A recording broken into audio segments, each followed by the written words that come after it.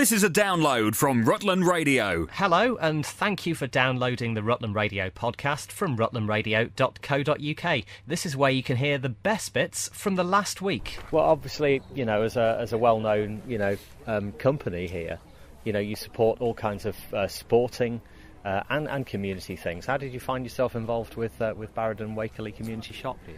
Oh, we got a straight phone call asking could we give any support at all. Wakeley, as most people know, we're just about to open a massive quarry, so we're going to be here for the next 40 years. We came along and said, well, yeah, we don't want to support it, we want to do it. Hence the finished project today. We take great pleasure in helping the local communities. So tell us about the quarry. I mean, we've got obviously Collie Weston that's been going for a few years. So is that an extension of it? It's not an extension of Collie Weston. It's very similar material. It will mainly be used for road construction, some building stone, but mainly road construction, general fills. And quarrying's still a really big industry around here, isn't it? Where you've got stone, you're going to quarry it. You can't quarry anything if you ain't got it. So regardless if it's stone, sand and gravel, you need to have the resources to be able to deal with it. And this area, as you can see by the houses, is a quarrying area, And whenabouts do you think the quarry will be open? Well, I've given my staff the 25th of September. That was just a date to get them in gear, but it's going to be very close to the 25th, perhaps the end of the month at the latest. Rutland Radio. I'm Craig Mitchell. I'm a director of the Barradon and Wakeley Community Shop. I'm chairman too, but director mainly.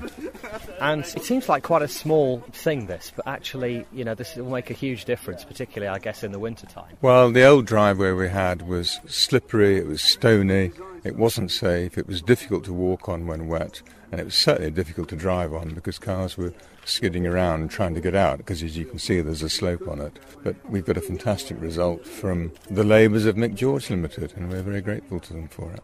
And this all came about because you spoke to the right person at the right time? Well, a bit of lateral thinking, I suppose. And I did speak with a chap called John Goff, who's a surveyor at Mick George, who spoke here in the village about the quarry up at Wakeley, which they're involved with.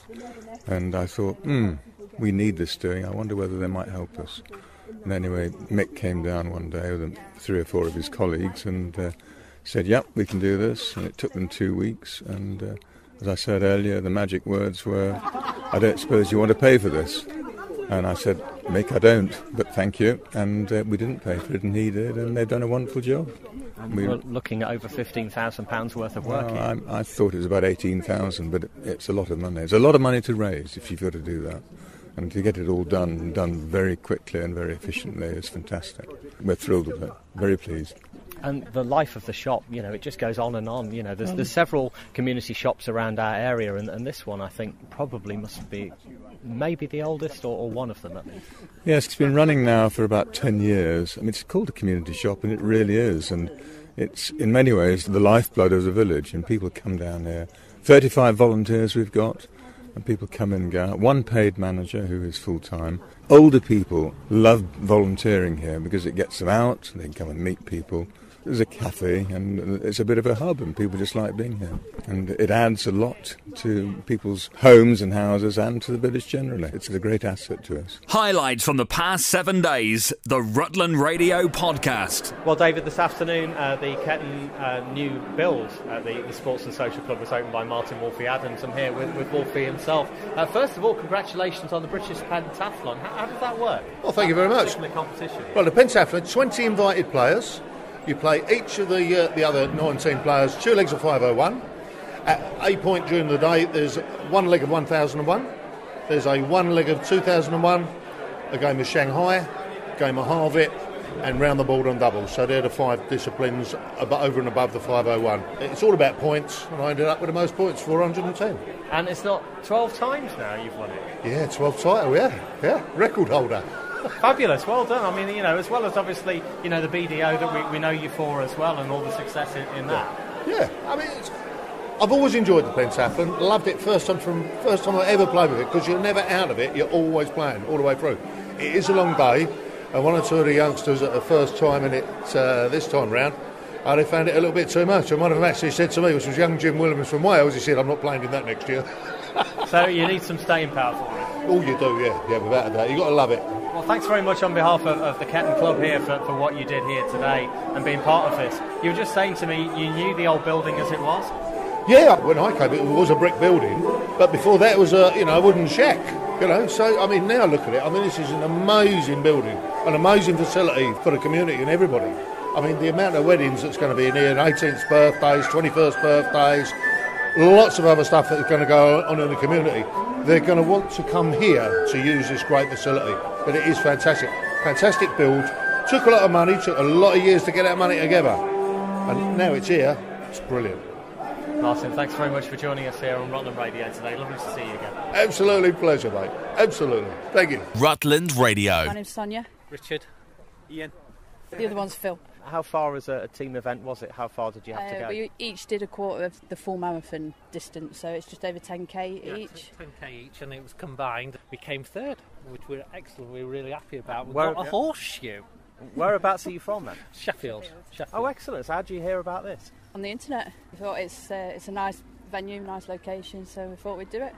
It's been really good. Sonia Soldiers, that's who we were. Yeah. Excellent. Well done, Sonia Soldiers, for coming third. So, Okay. So you did obviously a quarter of the distance each. So did you do it as a relay, or did you all run at the same time? We all started off at the same time with different abilities, so we all finished at different times, but then they're all added together and you get a combined time.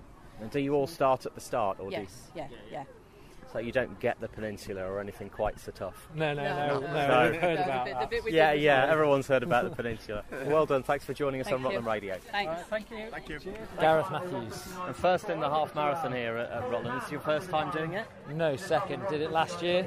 Enjoyed it. We've got a big school team down here from Uppingham School at the moment, and big charity event for us. So second year on the bounce, and managed to get the win this time, I suppose. So who are you raising money for? Different charities depending on the boarding house. If I'm honest, I'm not exactly sure. Mango Tree is a big thing for our school. We've got big connections with the Mango Tree charity. So I think do they do? Help underprivileged children from an educational standpoint. So I think there's been a few £1,000s raised for that, which is ideal, I suppose. How would you describe the course then to anyone who's not actually attempted it? Enjoyable, really enjoyable. The weather helps, and it seems to always be sunny when we're here, and it's a bit hard going from mile 9 because you come past the finish and realise that you've got to go out and back, but all in all everybody's smiling and having a good time, and I'd recommend it to anybody. Great, well done. Thanks very much for joining us on Rutland Radio. Congratulations being first place in the half. Thank you very much indeed. Paul Cowling, race director. And it couldn't be better racing weather, really, could it? No, it's really spot on. It's been really hot the last couple of years and everyone moans. But yeah, it's been great. And your first half marathons were back, about 1:20 something? Yeah, something like that. We've got quite a lot coming in about the hour and a half mark, and a few just under that. Course-wise, how would you describe this course to anyone who's never done it before? Pretty scenic. It's fairly flat most of the way round. It's traffic free, so that's always nice. The only hard bit is on the peninsula for the full marathon runners, but it's nice to have a little interesting section. And you've got 1,000 runners this year. Do you think you might expand it in future years? It's the third year now. Yeah, definitely. It sold out quite a long time ago, so we've had people pestering us for entries, and we just can't have any more this year, unfortunately. So yeah, I think it'll keep growing. Just looking out and seeing what you've been putting together for months, and just seeing all these people around, it's such a buzz, isn't it? Yeah, it's amazing. I've been really looking forward to it. I'm not quite as nervous as I was a couple of years ago when I first set it up. I just look forward to it now. The whole team spot on. It's all well rehearsed. The Rutland Marathon used to happen years ago. This is something that you kind of brought back exclusively around Rutland Water. Yeah, absolutely. I think there was like an 18-miler. So my dad and all my uncles and stuff used to run it like in the 80s. So actually the medal that we've had for the last 3 years has been based on that original medal from back then. Because it's the whole horseshoe medal that people get. Yeah, so I think they had a little cut out of the lake, an enamel one. They weren't quite as easy to get hold of, the medals then, to have a bespoke one, but that's why the medal is the way it is now, yeah. And then the trophies are a horseshoe, so it confuses a few people. I'll try and explain why. It's a Rutland thing, but it's quite a nice little trophy. So when are entries open for next year if people would like to actually take part? I guess it'll be September again. Yeah, so it's the equivalent weekend next year. We're going to open entries in a week's time. It's been so successful. We set up a little spring half in April. It's April the 8th next year. That's already selling pretty well, so if anybody wants to run that, it's the second half of the course that we use. Rutland Radio's best bits on the podcast. Mine is Oscar. JK. And Amelia. Hello. And this is all about Stamford Spa, which is kind of along from the meadows, basically. Yes, it's near the Tinwell Weir. It's an old Georgian spa that used to be a running spa, and old mineral water used to run through it. And I've talked to quite a few Stamford residents who remember going down there as children with cups and drinking the water and then going and sort of bathing in the river. And we've recently got a community group together, St Peter's community group in the town council, all got together one Sunday with spades and shovels, and we realised that it had sort of silted up because it's so near the river, and we spent the afternoon digging it out. And Jakey and Oscar were the first people to discover that there was tiles all around it that had been hidden by grass. So literally you're putting your spade in and then you saw what was below. It was like digging for treasure almost. Yeah, and there was a river next to it, and we thought it was like steps to get down to the river, but if you turned it round, it was like a symbol. So we put it in the correct place, and now it's like fitted in. So it was part of the original floor, is that what happened? Yeah. So what kind of colour was it? It was like a granite colour and like a reddy type of colour. Is it quite fun to be doing things like this? You're going to be uncovering history. Yeah, really fun. So what's the next step then? We need to finish it off. We'd like to put a bench there. Stamford Town Council have offered to donate a bench. I need to speak to the Cecil Estate Family Trust who own it to check if we've got permission to put a bench there. And we'd like to have it as part of a sort of tourist trail, really.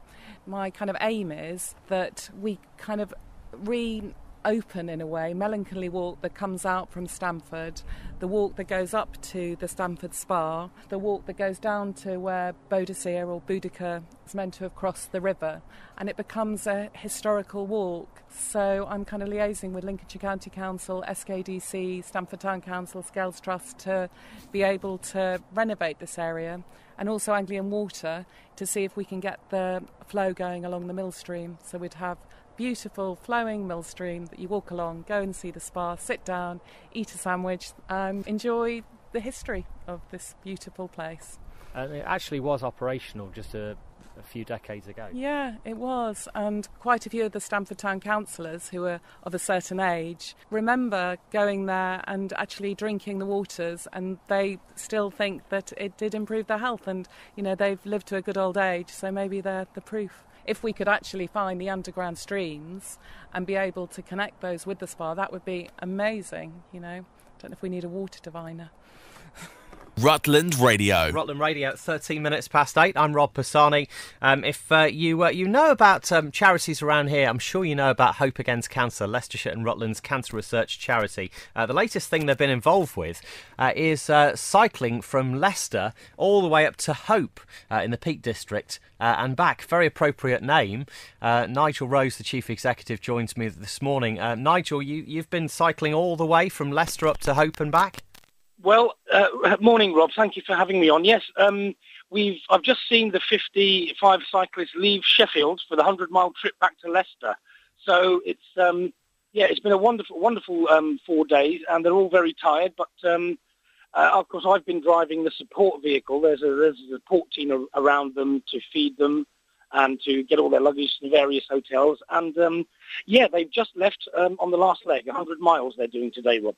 Wow, that is quite some feat, isn't it? So from Saturday through to today, cycling from Leicester up to Hope and then back again for Hope Against Cancer. And I presume the support has been pretty good as well.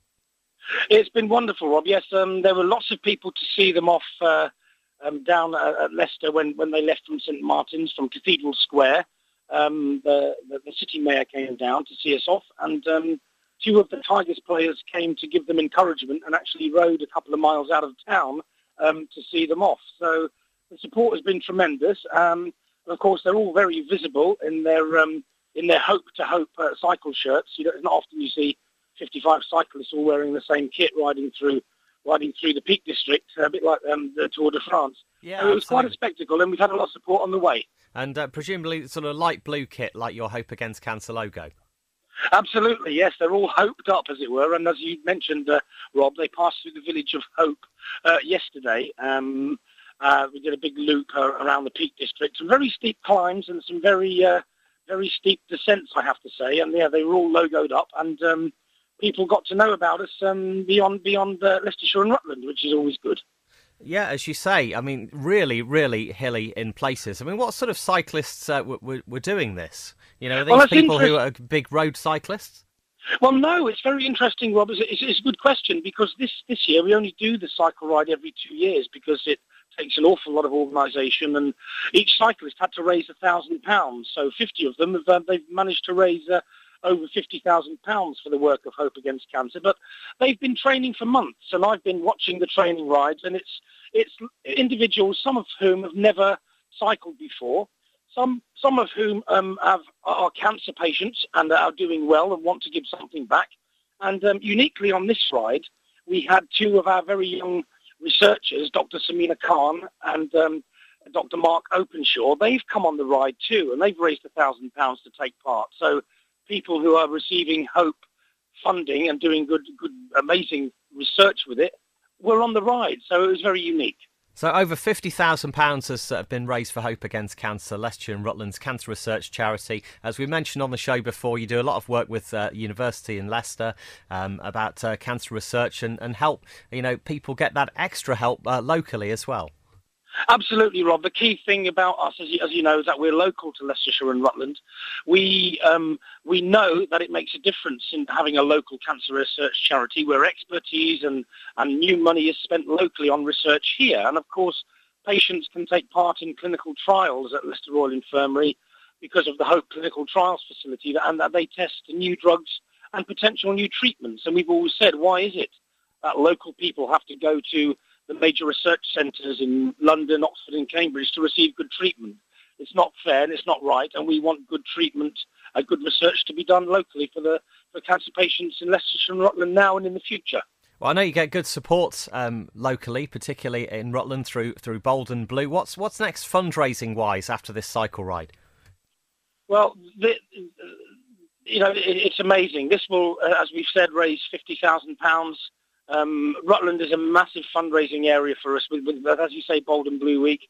But crucially, the small things that people do, Rob, like holding the tea parties, doing something, just having an event for us. It's the many people that raise small amounts that can make such a big difference, to be honest with you. Nigel Rose, Chief Executive of Hope Against Cancer, thanks for joining us on Rutland Radio. Happy travelling back to Leicester with those 55 cyclists raising over £50,000 for Hope Against Cancer. The weekly Rutland Radio podcast. This weekend, lots on around our area, including at Stamford Corn Exchange for one night only, Ladies' Day, where Royal Ascot goes to Yorkshire, effectively.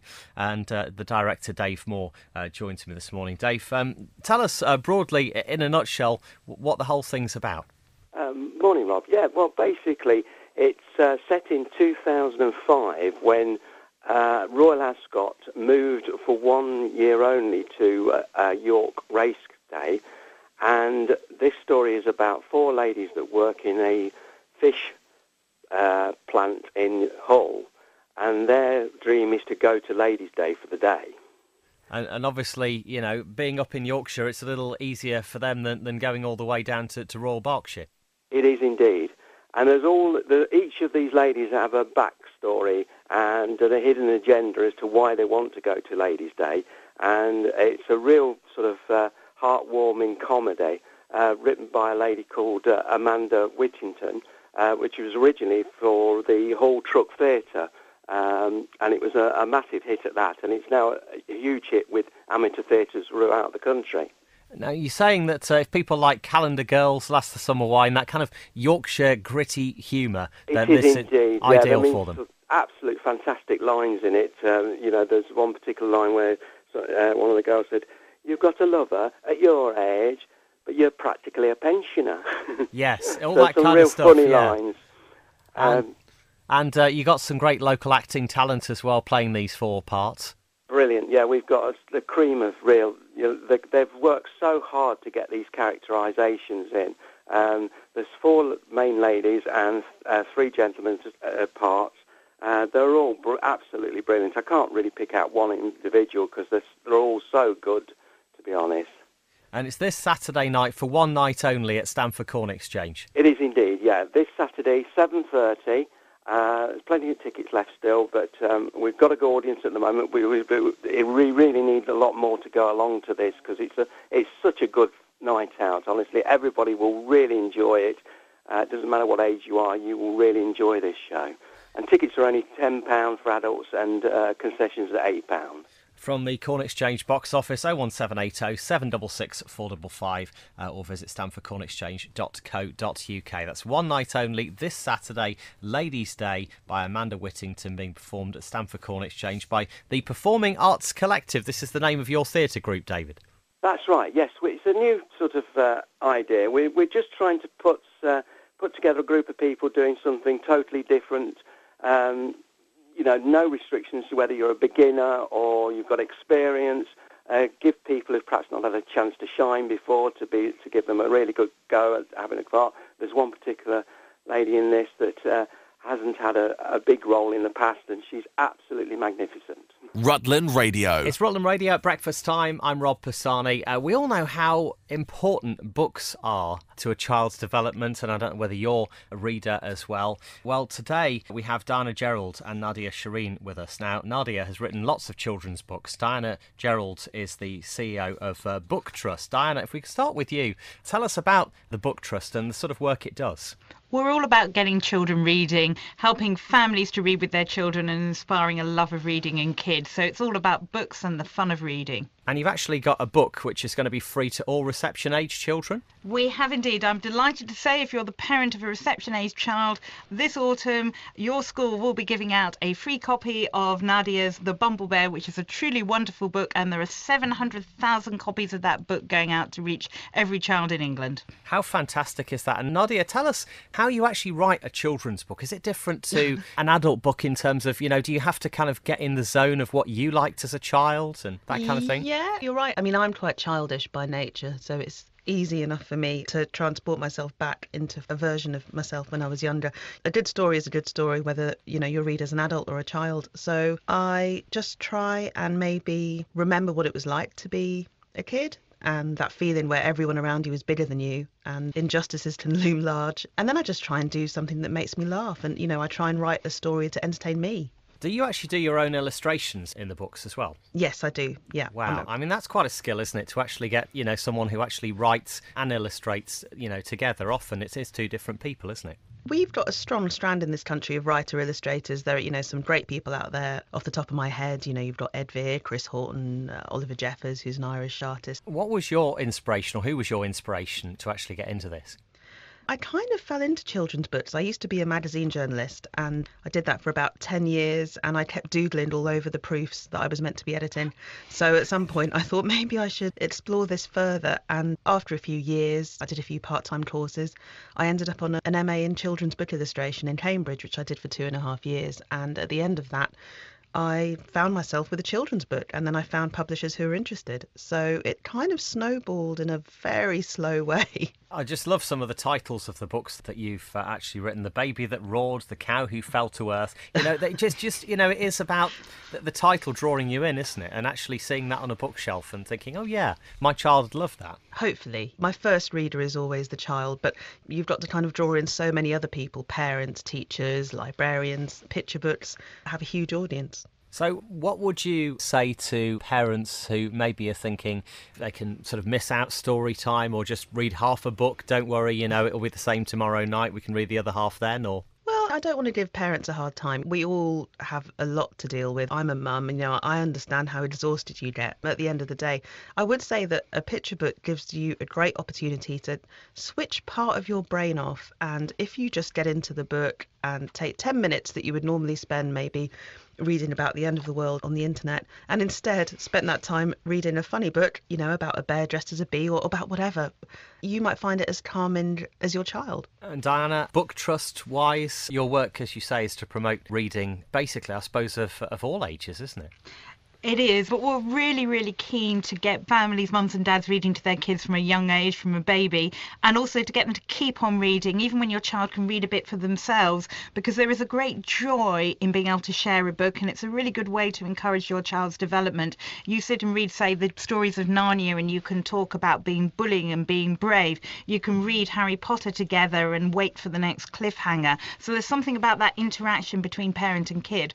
And the big advice I always give parents when say, what do I do next, is find a book you really love, because if you're reading a book which is you're passionate about, you'll want to spend time reading it, and you probably won't want to skip the pages. Well, thanks very much for joining us on Rutland Radio today. You're so right, actually. It never starts early enough. We've got a 6-month-old who I do go on about a little bit on the show, but she absolutely loves books, even though she can't read. She likes the colours, she likes the illustration, she likes animals with big eyes. Does she like the taste? We try not to do that. I try to look after the books. But yes, I think given half the chance, she'd love the taste of books as well. Well, I'm going to jump in there because another programme we run is Book Start. So at some point this year, somebody from the NHS probably or your local library will be giving you your first Book Start pack, which goes also to every parent in the country and every parent in Rutland, which is to support you as a parent of a 6-month-old to start reading to your kid. So look out for that pack coming to you and give me a call if it doesn't turn up. Yeah, we certainly will. Thank you very much for that. No, it is brilliant. It's wonderful that you exist to be able to do that. I'm sure a lot of it would happen maybe without your help, but it gets it out to the widest possible audience, doesn't it?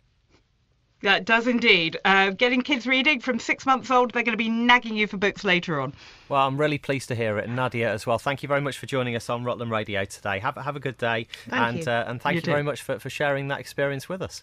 Thank you. Pleasure. Bye. Highlights from the past 7 days. The Rutland Radio Podcast. It's Rutland Radio at breakfast time. I'm Rob Pisani. We play tons of songs here. But what about a music-a-thon? Live music being performed in Oakham. That's exactly what's going to happen on the 8th of October. All for charity. 6 hours of continuous live music. But she's not doing it on her own, I promise. It's Harriet Flather.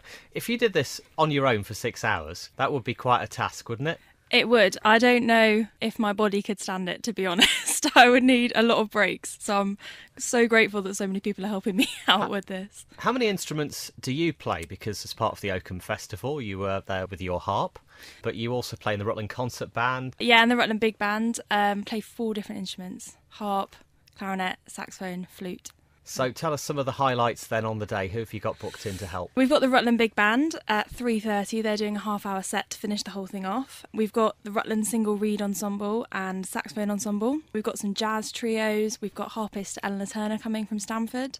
Dave Graham's also doing some sets. And we've got some pupils playing as well, some of my pupils. So it's something for everyone, really.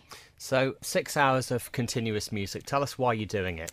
I had this sort of brainwave to raise money for Dementia UK. It's a charity that means quite a lot to me, and I just thought I want to raise a lot of money and went for the target of £5,000. I don't really know how this idea formed, but it just grew and grew, and here we are today. Obviously it'd be free for people to come in, but you'd like them to donate, obviously, particularly if they're sitting there appreciating it, just to give a bit back. Exactly, yeah. So the castle's actually opening for 2 extra hours on a Sunday for us to do this, so it's even more opportunity for people to come in and see the amazing building. But yeah, there will be lots of buckets around for people to donate, and I just hope they can dig deep. Sounds fabulous, and all sorts of different styles of music through the day, I guess. Yes, yeah, there's loads of different stuff. We've got classical, jazz, I think we've got some country music in there. There's all sorts. That's the Music-a-thon 2017. You're obviously thinking of doing another one then? Possibly. We'll see how this one goes. Yeah. You can find it all online. You can see the red and blue posters around town as well. And it's on the 8th of October. And Harriet Flather, thanks for joining us on Rutland Radio and telling us a little about it. So I guess it really is just to get that date in people's minds, get the time in people's heads as well. 10 till 4 on the 8th of October, that Sunday. Yeah. Come along to the castle. Yeah. Rutland Radio. It's Rutland Radio at breakfast time. I'm Rob Pisani. We're talking about British Food Fortnight, really promoting the great food that we have in our countryside that we eat, that not everyone knows exactly where it comes from and perhaps take it for granted. To tell us more, Steve Livens is from the British Beer and Pub Association, and JB Gill. Well, we remember the JLS hoodies. There were so many JLS hoodies around our area because Aston was down the road in Peterborough. I guess you must have come to our area a few times over the years. Yeah, absolutely. As you know, we've travelled the length and breadth of this country and been able to dance on most stages, I think, and be able to celebrate, I guess, the best of the British countryside, really. And we're just doing it in a different way today. And no doubt you're following him on his Strictly journey as well. Yeah, absolutely. He's been working very, very hard. And yeah, we're backing him all the way. So how did you get into farming? Was it an interest that you always had? Because you actually farm yourself now. Yeah, I mean, it happened quite accidentally, to be honest. Where I am now, I had about 13 acres of land, and I just got to the point where I was like, I really need to do something with this space. It's such an incredible asset. It's my own part of the British countryside, and I'm very passionate about that. And that's one of the reasons also why I'm supporting the There's a Beer for That campaign, and obviously throughout British Food Fortnight as well. Joining in on the celebration of the diverse range of foods and drinks that we're able to produce in this country, but also being a farmer myself, I guess representing the industry. So what sort of farm do you have then? Is it livestock? Is it very much, agriculture in terms of, growing of crops? I don't grow any crops. I predominantly farm livestock, so I have pigs and turkeys, and I'm looking to venture into venison as well. I have a great appreciation across the board. There's so many things that I produce in terms of my pork and so on, with our sausages and things, and interestingly enough, they pair excellently with beer, and beer is the UK's #1 alcoholic drink, and I think it's important for people to understand the ingredients, that they're quality ingredients that are sourced from the UK, that go into making an incredible range and variety of different beers, and that it's, I guess, part of our fabric, part of our culture, and it's something to be celebrated and something to be consumed responsibly as well. But yeah, it's something that we should be very, very proud of. Now, Steve, we have some fantastic breweries here, in fact, at our studios, literally the other side of the road from possibly the biggest local producer. I know they use local ingredients as well, but there is a big drive, isn't there, to actually use as local ingredients as possible and showcase and champion them. Yeah, that's absolutely right. And we're very lucky, really, in the UK that we produce all of the ingredients that are needed to make beer. And we do that very successfully. And we have absolutely the right environment for the cereals, for the barley that we need. We grow everything from sort of modern varieties through to heritage varieties, and then to hops, where we have a very unique position that the hops we produce here in the UK possess different characteristics that you can't find in hops in other parts of the world. That's quite incredible, isn't it, to actually have that as something to kind of hang it on? Absolutely. I mean, it is kind of part of our cultural DNA in that sense, and the diversity and the quality of those ingredients really are absolutely the foundation of the quality and the diversity of beer. And you're just thinking of some of our locals here. I'm not sure whether you're aware, but the Grain Store Brewery in Oakham, which was part of the old, the heritage of the old Rutland's bitter, which is still available right around the country. I think they've taken the production out of the county now, but there's such a heritage in so many parts of the country. Absolutely right, and it extends, as you say, the entire length and breadth of the UK, and our use of ingredients it mimics that too. And JB, I know that you're doing a lot to promote farming generally with children and getting them interested and engaged in the countryside, obviously on the TV.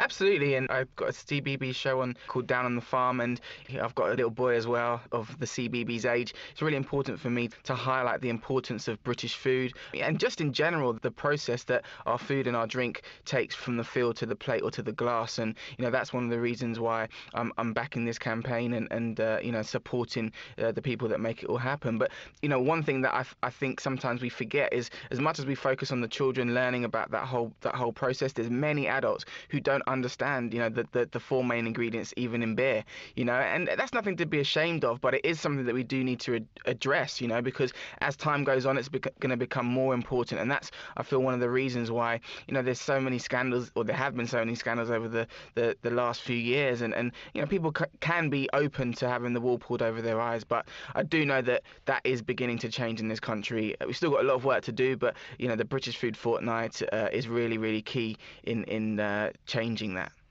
Now, let me think. You're saying the four main ingredients in beer. So we've got water. Yes. We've got yeast. Yes. We've got hops. Yep. Barley. Yeah, absolutely. Well, that's it, is it? Yeah, a cereal sauce. Yeah, absolutely. Yeah. And barley typically is the one. Oh, I surprised myself there. Well done. Thank you. Yes, thank you. And thanks very much for joining us on Rutland Radio. So when does British Food Fortnight actually run? It's running on from this weekend.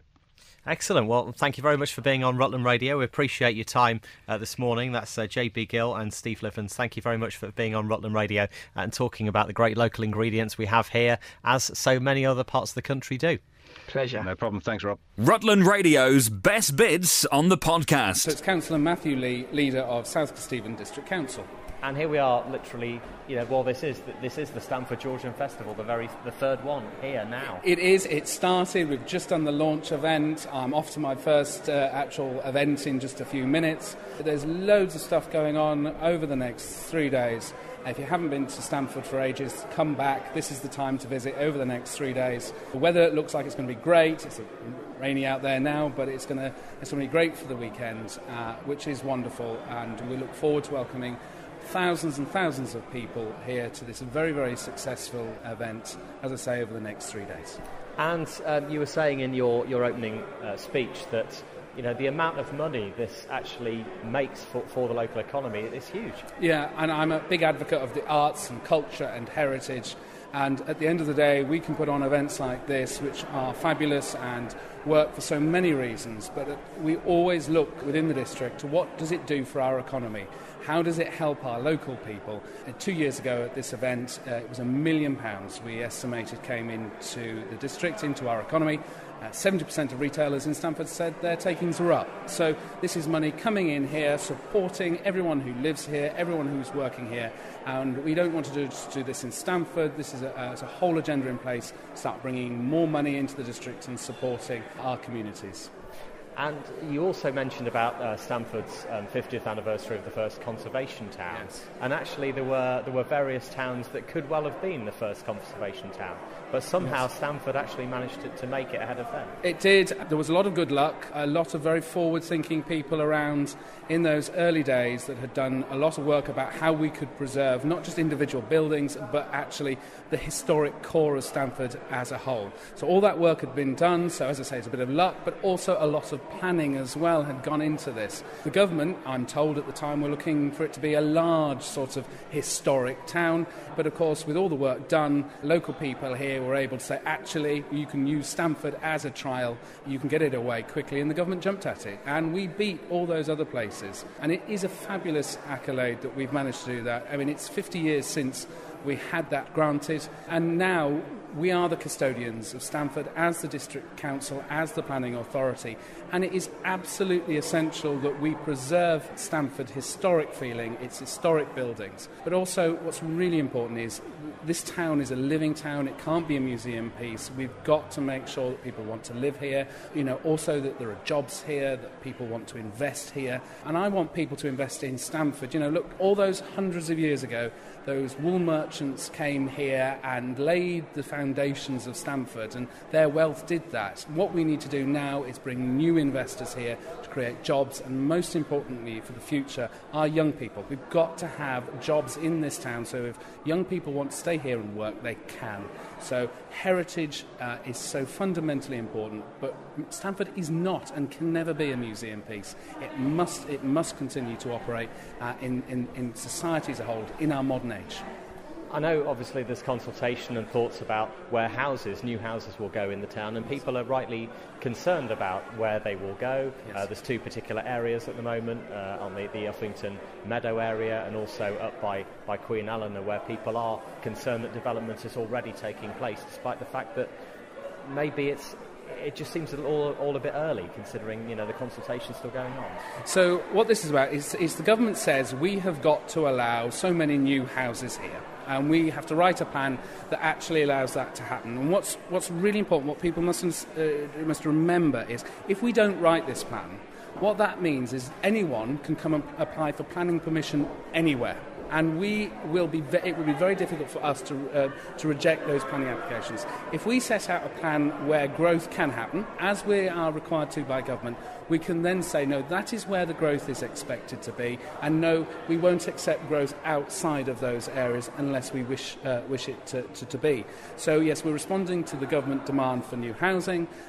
We've also got to make sure that Stamford just doesn't become a place for wealthy individuals. It's got to be the town itself will only work when there's a real mixture of people. And if we simply say you can only come to Stamford if you're really, really wealthy and you've made it in life, then Stamford will become a very, very dull place. So we need to provide housing of all different types and sizes, and we've also got to make sure that there's accommodation for families in our town, and that we maintain that vibrancy through having young people around us.